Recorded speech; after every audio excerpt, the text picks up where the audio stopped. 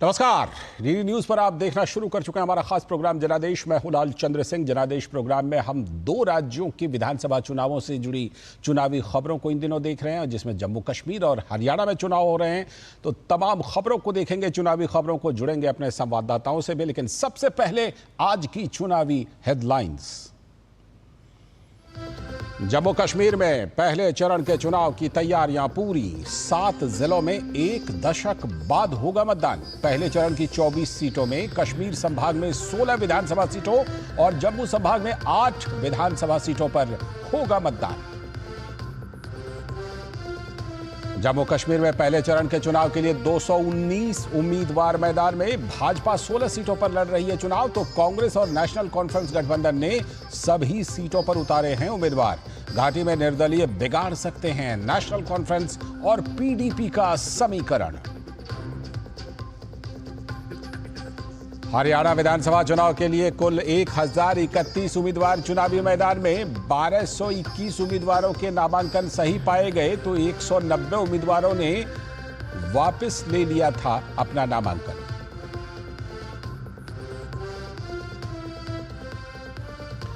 और हरियाणा विधानसभा चुनाव के रण में भाजपा के वरिष्ठ नेता अमित शाह ने भरी हुंकार। कहा, अग्निवीर योजना पर विपक्ष देश में जवानों को डाल रहा है भ्रम में। वहीं डीडी न्यूज से बातचीत में हुड्डा ने कांग्रेस की जीत का किया दावा।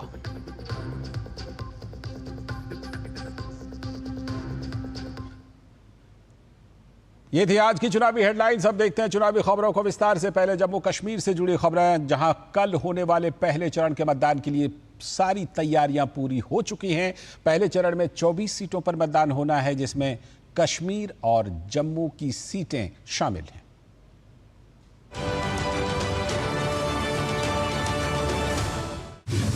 जम्मू कश्मीर में लोकतंत्र की महक। प्रथम चरण में 24 सीटों पर होगा मतदान। पहले चरण की 24 सीटों में कश्मीर संभाग में 16 विधानसभा सीटों पर होगा मतदान। पहले चरण की 24 सीटों में जम्मू संभाग में 8 विधानसभा सीटों पर मतदान। मतदान से पहले चुनाव आयोग की तैयारी पूरी। जम्मू कश्मीर में चुनाव से पहले कांग्रेस को लगा बड़ा झटका। प्रदेश कांग्रेस के कार्यकारी अध्यक्ष रमन भल्ला के भाई हुए भाजपा में शामिल। जम्मू कश्मीर में कल होने वाले पहले चरण के मतदान से पहले चुनाव आयोग ने अपनी तैयारियां पूरी कर ली हैं। पोलिंग पार्टियां पूरी तैयारी के साथ मतदान केंद्रों के लिए रवाना कर दी गई हैं। चुनाव ड्यूटी में तैनात चुनाव कर्मी हाथों में पोलिंग मशीनें लेकर अपने मतदान केंद्रों की ओर रवाना हो गए हैं। उनके साथ ही सुरक्षा कर्मी भी औपचारिक रूप से मौजूद रहे। शोपियां, अनंतनाग, किश्तवाड़, रामबन, डोडा सहित कई जगहों पर पोलिंग टीम ईवीएम को लेकर रवाना हुई।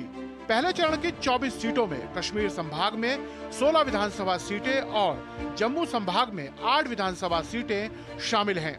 कश्मीर संभाग की जिन 18 सीटों पर चुनाव होना है, उसमें पामपोर, त्राल, पुलवामा, राजपुरा, जैनपुरा, शोपियां, डीएचपुरा, कुलगाम, देवसर, डोरू, कोकरनाग, अनंतनाग, पश्चिम अनंतनाग, श्री गुफवाड़ा, बिजबिहाड़ा, शंगुस, अनंतनाग, पूर्व पहलवाम सीटें शामिल हैं। जम्मू संभाग की जिन 8 सीटों पर चुनाव होना है, उसमें इंद्रवाल, किश्तवाड़, पाडर, नागसैनी, भद्रवाह, डोडा, डोडा पश्चिम, रामबन, बनिहाल सीट शामिल हैं। गौरतलब है कि 3 चरण के लिए हो रहे चुनाव के लिए मतगणना 8 अक्टूबर को की जाएगी। हमारा सभी पार्टीज का डिस्पैच हो चुका है और हमारे कुल ज़िला में 481 पोलिंग स्टेशंस हैं। सभी 481 पोलिंग स्टेशंस पे जो इलेक्शन कमीशन ऑफ इंडिया के आदेश अनुसार जो उसमें अरेंजमेंट्स करने, अश्योर्ड मिनिमम फैसिलिटीज़, वो हमने रखी हुई हैं सभी जगह। जो हमारी 531 पोलिंग स्टेशन है, उसके लिए मूवमेंट जारी है और जो हमारे डीसीआरसीज हैं, उनको सफिशिएंटली हमने फंक्शनल किया है। जम्मू कश्मीर में प्रथम चरण के चुनाव प्रचार खत्म होने के बाद कांग्रेस ने अपना घोषणा पत्र जारी कर पूर्ण राज्य दर्जा वापस देने का वादा किया है। हमने पूर्ण राज्य का दर्जा वापस दिलवाने की बात की है। हम अपने मैनिफेस्टो में अपना पूरा एजेंडा आपके सामने रखे हैं और जब सरकार बनेगी तो उसके बाद एक कॉमन मिनिमम प्रोग्राम बने। केंद्रीय मंत्री जितेंद्र सिंह ने कांग्रेस के घोषणा पत्र पर प्रतिक्रिया देते हुए कहा कि प्रधानमंत्री और गृह मंत्री पहले ही चुनाव के बाद जम्मू कश्मीर को पूर्ण राज्य का दर्जा देने की बात कह चुके हैं। प्रधानमंत्री स्वयं कह चुके हैं जब वो उनकी सभा हुई थी डोडा में कि चुनाव के बाद जम्मू कश्मीर को स्टेटहुड वापस लौटा दिया जाएगा। इसी प्रकार की घोषणा प्रधानमंत्री जी ने बख्शी स्टेडियम श्रीनगर में भी अपनी जनसभा में कही। गृह मंत्री बार बार ये बात सदन में कह चुके हैं। तो मुझे लगता है कि प्रधानमंत्री के कहने के बाद इस बात को दोहराने का कहने का ना कोई औचित्य रहता है ना कोई आवश्यकता।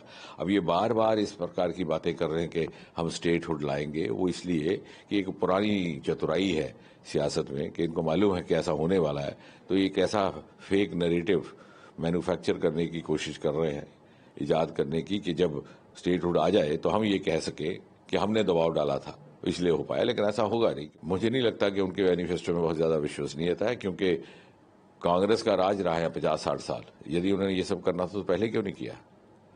अब जो मैं उन्हें अपनी पराजय सामने लिखी हुई नजर आ रही है तो ये बातें करने लगे। वहीं जम्मू कश्मीर में विधानसभा चुनाव से पहले कांग्रेस को बड़ा झटका लगा है। प्रदेश कांग्रेस के कार्यकारी अध्यक्ष रमन भल्ला के भाई विनोद भल्ला अपने समर्थकों के साथ भाजपा में शामिल हो गए हैं। मोदी जी की जो नीतियां हैं वो राष्ट्रहित की नीतियां हैं। मोदी जी की जो विचारधारा है वो हिंदुत्व की विचारधारा है, और विकास का जो उनका ब्रॉड विजन है वो पूरी दुनिया में उसका डंका बज रहा है। तो क्यों ना हम उसके साथ चले और उनके हाथ मजबूत करें। इसीलिए हमने भाजपा का हाथ थामा और भाजपा के समर्थन के लिए हम उतरे हैं। जम्मू कश्मीर विधानसभा चुनाव के पहले चरण का मतदान 18 सितंबर को है। पहले चरण में मतदाता चुनाव मैदान में उतरे कुल 219 उम्मीदवारों की किस्मत का फैसला करेंगे। जम्मू कश्मीर में प्रथम चरण के लिए मतदान की तैयारियां पूरी हो चुकी हैं। तमाम पोलिंग पार्टीज अपने अपने गंतव्य स्थल पर पहुंच चुकी हैं। 219 उम्मीदवारों के भाग्य का फैसला इस चरण में 23 लाख मतदाता करेंगे, जिसके लिए 3000 से ज्यादा मतदान केंद्र बनाए गए हैं। सुरक्षा से लेकर सुविधा के पर्याप्त इंतजाम किए गए हैं। तो तमाम तैयारी है पूरी, और अब है मतदाताओं की बारी। तो ज्यादा से ज्यादा संख्या में अपने घरों से बाहर निकले और मतदान के इस पर्व को सफल बनाए। रमा त्यागी, टीजी न्यूज, पामपोर।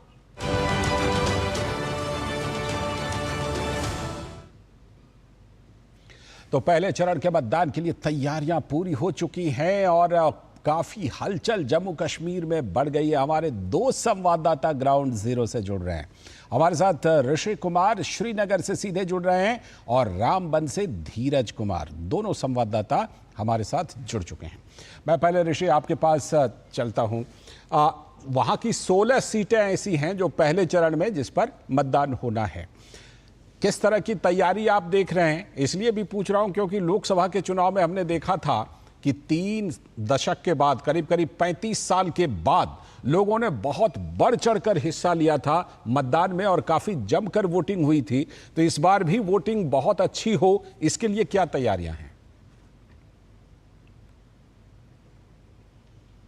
लालचंद, एक बार फिर से बहुत जल्द जम्मू कश्मीर में चुनाव होने जा रहे हैं। हम जानते हैं कि लोकसभा के बाद अभी लोगों का वो पुराना अनुभव ताज़ा ही है और उनके पास एक और अवसर मिल गया है कि अब वो विधानसभा के चुनाव के लिए एक बार फिर से मतदान करने के लिए आएंगे।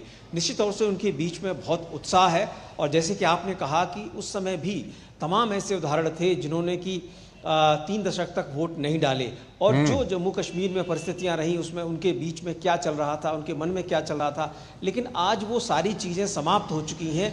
आज हर एक व्यक्ति जिसको चुनाव नहीं लड़ने की अनुमति है वो भी निर्दलीय के रूप में चुनाव लड़ना चाहता है। आप इस बात से अंदाजा लगा सकते हैं कि पहले निर्दलीयों की संख्या उतनी नहीं होती थी, लेकिन इस बार जो है करीब 44% निर्दलीय उम्मीदवार चुनावी मैदान में है।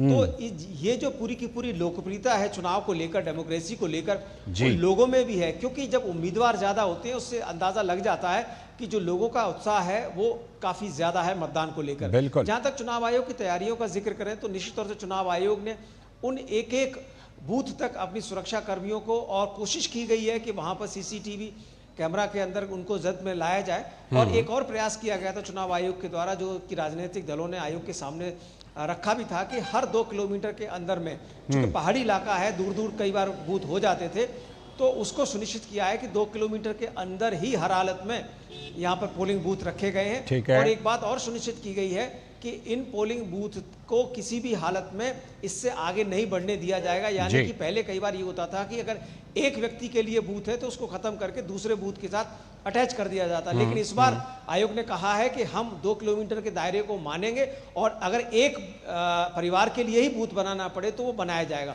ऐसे ही हमने जहाँ तमाम इलाके हैं जहाँ पर चुनाव आयोग की जो टीम है, जो पोलिंग पार्टी है, वो रवाना हो चुकी है, मोस्टली पहुंच गई हैं, कुछ इलाकों में कुछ पहुंच नहीं रही हैं। तो तमाम ऐसे इंटीरियर के इलाके हैं, जंगल के इलाके हैं, वहां पर भी इसको सुनिश्चित किया गया है कि वो टाइम से वहां पर पहुंचे और कल जो पोलिंग है उसको संपन्न कराएं। बिल्कुल बिल्कुल, जिस तैयारी की आप बात कर रहे हैं, जरूर वही तैयारी रामबन में, जहां धीरज कुमार हमारे संवाददाता हैं। धीरज, जो ऋषि अभी बता रहे थे कि 2 किलोमीटर के दायरे में ही मतदान केंद्र होगा, चुनाव आयोग ने वहां के लिए फैसला लिया है। ऋषि कुमार तो इस समय श्रीनगर में है, राजधानी में है, आप रामबन में हैं। आप बताइए कि जो बात ये ऋषि बता रहे हैं उस हिसाब से आपको दूर दराज के इलाकों में भी वहां तैयारी दिख रही है क्या? जी बिल्कुल सही कहा आपने।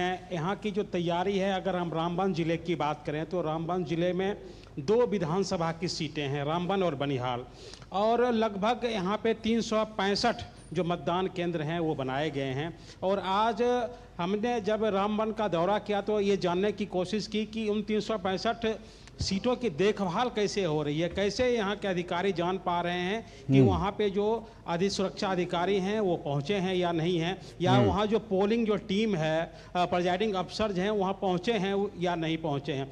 तो जो सबसे बड़ी बात है उसमें कि यहाँ एक कंट्रोल रूम रामबन में बनाया गया है और 365 जो मतदान केंद्र हैं रामबन जिले में, उन 365 जिलों में वेबकास्टिंग की सुविधा दी गई है। और अभी जो उनके पास डेटा था, उस डेटा के मुताबिक ये रामबन में बैठकर जो डीसी या जो संबंधित अधिकारी हैं इस बात को समझ रहे थे कि अभी तक हमारा कितना पोलिंग स्टाफ वहां तक पहुंचा है, कितना नहीं पहुंचा है, कितना % डेटा वहां तक पहुंचा है। तो इसकी जानकारी कंट्रोल रूम के जरिए यहाँ के इंफॉर्मेशन के जो अधिकारी हैं या यहाँ के जो डीसी हैं उनको मिल रही है। दूसरी चीज है कि कहाँ किस बूथ तक की जो सुरक्षा व्यवस्था कैसी है, कितने बूथ, जैसे 5 बूथ के बारे में बताया गया कि ये क्रिटिकल जोन के बूथ हैं। तो ऐसे बूथ बनाए गए हैं जो जिसको बोलते हैं पिंक बूथ, जिसकी सारी जो कमान है वो महिलाओं के जिम्मे है। PWD बूथें बनाई गई है।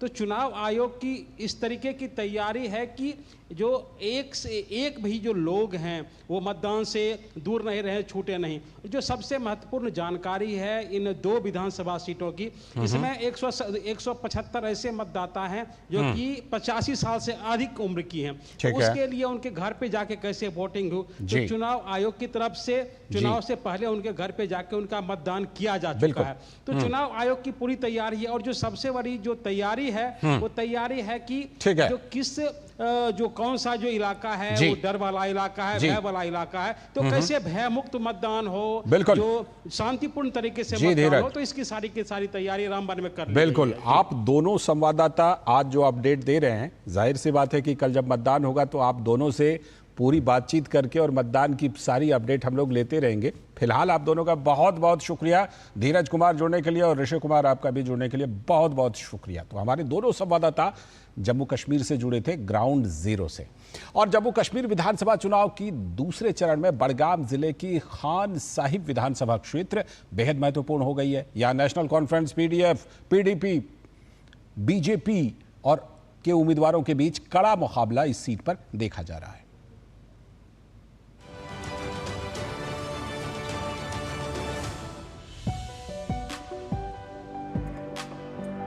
श्रीनगर के बेहद करीब बड़गाम जिले की खान साहब सीट पर बेहद दिलचस्प मुकाबला दिखाई दे रहा है। जम्मू और कश्मीर के सबसे वरिष्ठ भारतीय राजनीतिज्ञ हकीम मोहम्मद यासीन शाह जम्मू और कश्मीर पीपल्स डेमोक्रेटिक फ्रंट से चुनावी मैदान में हैं। यासीन शाह मानते हैं कि अनुच्छेद 370 अब दफन हुआ मुद्दा है और आप सिर्फ विकास के नाम पर ही जनता वोट देगी। ऑटोनॉमी को लेकर उन्होंने 7 बार इलेक्शन जीते, क्या पूरी हुई? लोगों के जहन में ये बात है। सेल्फ रूल के बारे में 2 बार PDP वालों ने इलेक्शन लड़ा, क्या सेल्फ रूल हुकूमत में रहकर ये इम्प्लीमेंट नहीं कर पाए। अब हुकूमत से बाहर है जबकि सब कुछ दफन हो चुका है। अब ये खोखले नारे झूठ लोगों को बोलना, इस पर लोग यकीन नहीं करते हैं, न करेंगे। यासीन शाह ने पिछली बार पीडीपी को हराकर ये सीट जीती थी, लेकिन इस बार नेशनल कॉन्फ्रेंस कैंडिडेट से उनको कड़ी टक्कर मिल रही है। हमने पार्टी की तरफ से मैनिफेस्टो बनाया है, उसमें बहुत सारी चीज़ें, औरतों के लिए कुछ फैसिलिटीज़ है, लेडीज़ के लिए, और बिजली के लिए कुछ फीस रिलैक्सेशन में, और केसीसी लोन्स और दूसरे ऐसे लोन्स उनके बारे में क्या है, बेरोज़गारी के लिए क्या है, नौजवानों के लिए खास कर। मुकाबले को बहुकोणीय बनाने के लिए भारतीय जनता पार्टी ने अपने पुराने कार्यकर्ता और इलाके में सबकी मदद करने के लिए मशहूर डॉक्टर अली मोहम्मद मीर को चुनावी मैदान में उतारा है। नरेंद्र मोदी भाई ने यहाँ कश्मीर घाटी नहीं पूरे जेड के लिए काम किया है, वो अयान है। आज हमें ज़्यादा बोलना नहीं पड़ता है कि सब लोग वहाँ से बोलिए नहीं, मोदी है तो मुमकिन है। सब लोगों के मुंह में एक ही बात है कि मोदी है तो मुमकिन है। सब कुछ मोदी है, मोदी ने जो करके दिया किसी भी प्राइम मिनिस्टर ऑफ इंडिया ने नहीं करके दिया। खान साहब हॉर्टिकल्चर और पर्यटन के लिहाज से बेहद महत्वपूर्ण इलाका है, और जहां एक और किसानों के मुद्दे हैं तो वहीं लोग चाहते हैं कि उनके इलाके के पर्यटन क्षेत्र और ज्यादा विकसित हों ताकि पर्यटक बड़ी तादाद में यहां आ सकें। खान साहब विधानसभा क्षेत्र में वैसे तो 10 उम्मीदवार चुनावी मैदान में हैं, लेकिन इनमें पीडीपी, पीडीएफ और एनसी के पुराने दिग्गज आमने सामने हैं। इस पूरे मुकाबले में भारतीय जनता पार्टी के उम्मीदवार ने मामले को चतुष्कोणीय बना दिया है।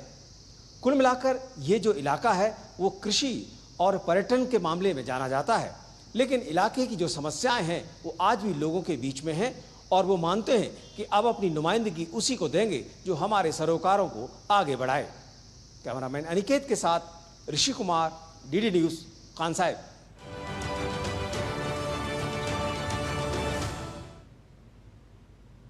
तो ये जम्मू कश्मीर की चुनावी रिपोर्ट्स आपने देखी, और अब हरियाणा की बात कर लेते हैं, जहां विधानसभा की सभी 90 सीटों पर होने वाले आम चुनाव के लिए नामांकन प्रक्रिया पूरी हो चुकी है। इस बार 1031 उम्मीदवार चुनावी मैदान में रह गए हैं।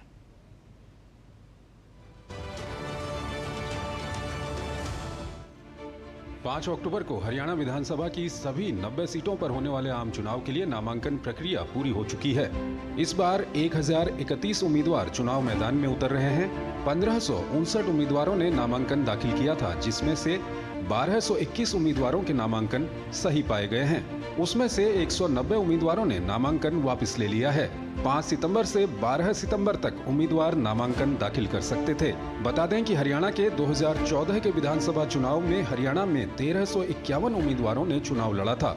वहीं 2019 में 1169 उम्मीदवार चुनाव मैदान पर उतरे थे।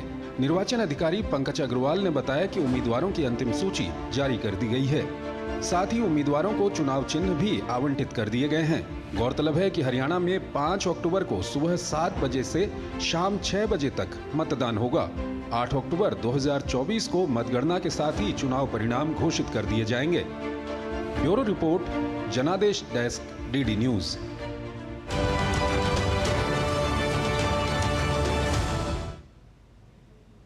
और हरियाणा विधानसभा चुनाव के मद्देनजर राज्य में सभी सियासी दलों का प्रचार अपने चरम पर है, और इसी बीच केंद्रीय गृह मंत्री और बीजेपी के वरिष्ठ नेता अमित शाह ने आज भिवानी में एक जनसभा को संबोधित किया। इस रैली में अमित शाह ने अग्निवीर योजना को लेकर कांग्रेस पर बड़ा हमला बोलते हुए कहा कि अग्निवीर योजना के जरिए विपक्ष, राहुल गांधी और हुड्डा परिवार देश में जवानों को भ्रम में डाल रहे हैं। उन्होंने कहा, मैं हरियाणा के सभी अग्निवीरों को गारंटी देता हूं कि वो जब सेना से वापस आएंगे तो उनको भाजपा सरकार नौकरी देगी। मैं आज हरियाणा के युवाओं को कहकर जाता हूं, ये हुड्डा एंड कंपनी जिनका काम झूठ फैलाना है, वो कह रहे हैं कि अग्निवीर का बाद में क्या होगा। मैं जो बोलता हूं वो करता हूं, और मोदी जी जो इशारा करते हैं वो भी हो जाता है। मैं आज कहकर जाता हूं, हरियाणा के एक भी अग्निवीर को वहां से अगर वापस आना पड़ता है तो नौकरी के बगैर का नहीं रहेगा। इसकी जिम्मेदारी भारतीय जनता पार्टी की है। और इन सब के बीच हरियाणा के रण को जीतने के लिए कांग्रेस पार्टी जी तोड़ मेहनत कर रही है। हरियाणा विधानसभा चुनाव को लेकर डीडी न्यूज के संवाददाता नीरज सिंह ने बात की कांग्रेस पार्टी के नेता और हरियाणा के पूर्व मुख्यमंत्री भूपेंद्र सिंह हुड्डा के साथ।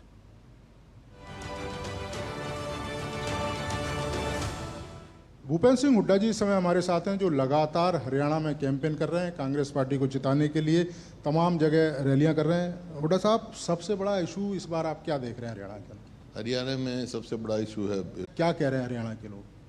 36 बरादरी मन बना चुकी है, आने वाली सरकार कांग्रेस पार्टी की सरकार आनी है। अच्छा, ये हुड्डा साहब ये कहते हैं कि हरियाणा के अंदर जो हुड्डा साहब तय करते हैं वही होता है, तो आप मानते हैं कि जो टिकट बंटवारे से लेके सब चीज में हुड्डा साहब की भूमिका है? नहीं, कांग्रेस पार्टी जो तय करती है वही होता है। मुख्यमंत्री कौन होगा हुड्डा साहब? जो एमएलए फैसला करेंगे और जो फिर पार्टी फैसला करेगी। चलिए, धन्यवाद। तो ये थे हमारे साथ भूपेंद्र सिंह हुड्डा, जो बता रहे थे कि यहाँ पर जो भी मुख्यमंत्री बनेगा वो पार्टी आला कमान है वो तय करेगा, लेकिन इसके साथ साथ उन्होंने इस बात का जिक्र किया कि यहाँ पर कई सारे ऐसे इशू हैं जिनके आधार पर कांग्रेस पार्टी यहाँ पर चुनाव लड़ रही है और उन्हें उम्मीद है कि कांग्रेस पार्टी हरियाणा में सरकार बनाएगी। कैमरामैन जगमोहन के साथ नीरज सिंह, डीडी न्यूज़, हरियाणा।